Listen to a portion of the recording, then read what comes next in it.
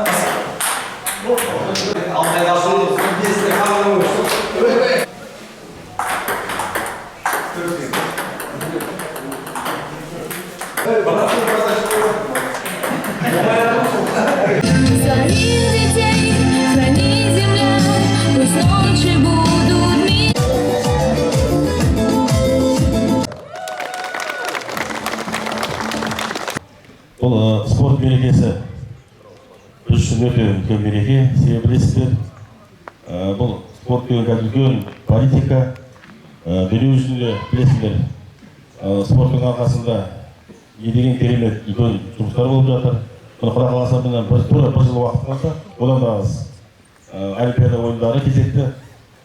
Олимпиада өткеннен кейін спорт күні болады. Сондықтан өзім ойлаймын, келесі жылы сол Олимпиаданың чемпионы алса, біздің келесі жылғы Құдай қаласа осы спорт күнін сол Түркістан қаласында үлкен жаңағы дворец спортта ма, сол жерде керемет жерде қарсы аламыз деп ойлаймын.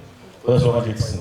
Енді қазір көптеген спорт нысандар салынып жатыр. Кеше ғана Састөбеде біздің облыста 10-шы спорт комплексы ашылды. Және де қазір бір айдан кейін Төле биде ашылады. Жалпы Қазақстанда осындай спорт комплекс салуда біз облысымыз қазір алда келе жатырмыз. Мен кеше ғана Талдықорғанда болдым. Алматы облысында 4-ақ спорт комплекс салыныпты. Осы программа бойынша. Біз енді басында 13-ші жылы бірінші бастағанбыз. Соны жалғасып жатыр. Құдай қаласа мына тағы 3-4 жылда барлық аудан орталығында және де үлкен елді мекендерде сондай спорт облысы бар. Кеше Сасөбеде, жаңағы Ақтөбе деген жерде, Шаудерде, мына облыс аудан орталығы емес. Жаңағы үлкен елді мекендерде сондай спорт облысы бар. Ол береке сөз. Болашақта біздің жаңадан шығып жатқан спортшы жас балаларымызға үлкен спортқа шығуына үлкен возможность береді. Құдай қаласа мейрам тағы да құтты болсын. Енді мынау мейрам болғаннан кейін біз құттықтауымыз керек. Бір дайындаған әр саланың өзі осы жердегі лайықты келген жаңа спорт мамандарын бүгінгі төл мерекесімен құттықтап, соны тапсыруға рұқсат етіңіздер. Мерекелік жиынымызды арнайы ашық деп жариялаймыз.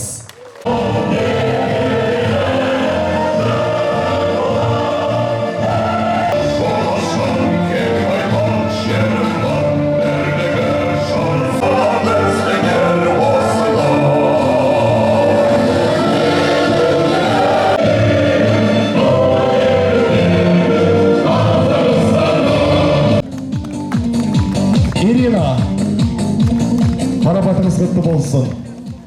Жантөрееваның арнайы алғыс хатыменен құрметті Айтжанов Мырзағали Құланұр марапатталады. Өтегенов Серікбай марапатталады. Спорт және дене шынықтыру істері комитетінің төрағасы Серік Сәтиевтің арнайы алғыс хатыменен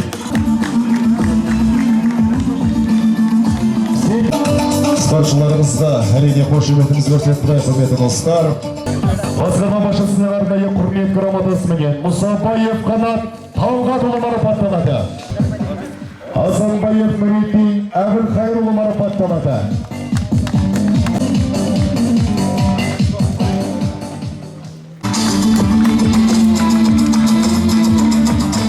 Жалпы командалық есеп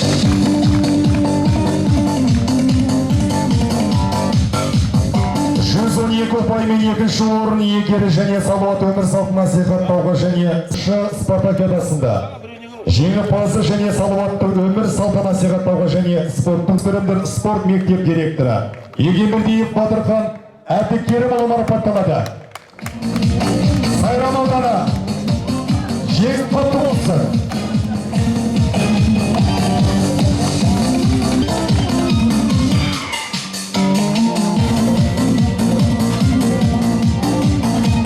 Көпшілік, әріптестер, спорт мерекесі құтты болсын. Тек алда үлкен жеңістер тілеймін. Тағы құтты болсын. Рахмет.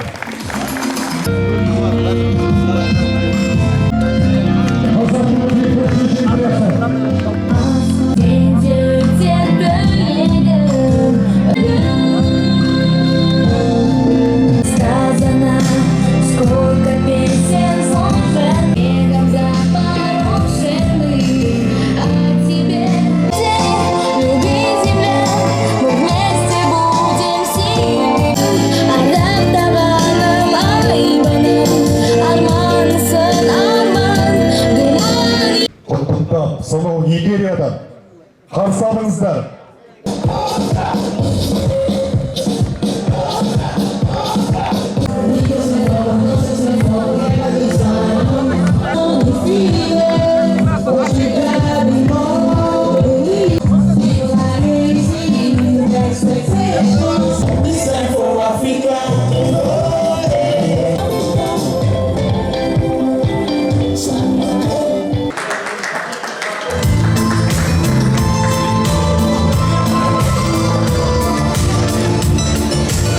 Түркістан облысының дене шынықтыру және спорт басқармасы спорт күні мерекесіне арналған облыстық спорт мекемелері арасындағы үстел теннисінен өткен жарыста 3-ші орын алған үшін номері 2-ші Олимпиада резервін дайындайтын балалар мен жасөспірімдер спорт мектебі марапатталады. Басқарма басшысы Болат Наурызбайұлы Қырықбаев.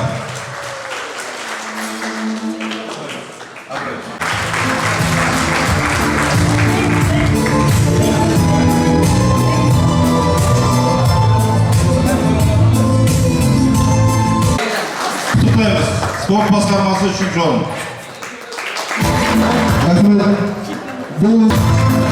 Капитан команды Түлкібас аудандық спорт бөлімінің басшысы келіп жатыр.